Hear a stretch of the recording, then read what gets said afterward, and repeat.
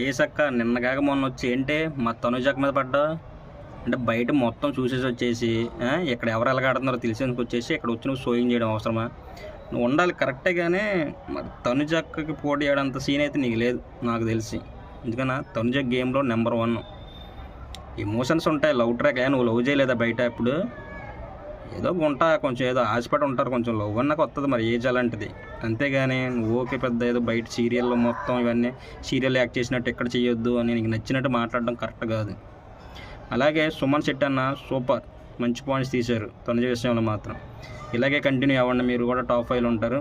అలాగే తనుజక్క నువ్వు భయపడకు, కళ్యాణ్ బాబు ఒకటే కాదు, అలాగే బర్ణ గారు మాత్రమే కాదు, నీకు బయట చాలామంది ఫ్యాన్స్ ఉన్నారు. నువ్వు భయపడకు, నువ్వు దూసుకెళ్ళిపో. అంతేగా కప్పు పట్టుకుని వచ్చేసి మొత్తం గిర్రం తిరిగేద్దాం అంతే హైదరాబాద్ అంతా.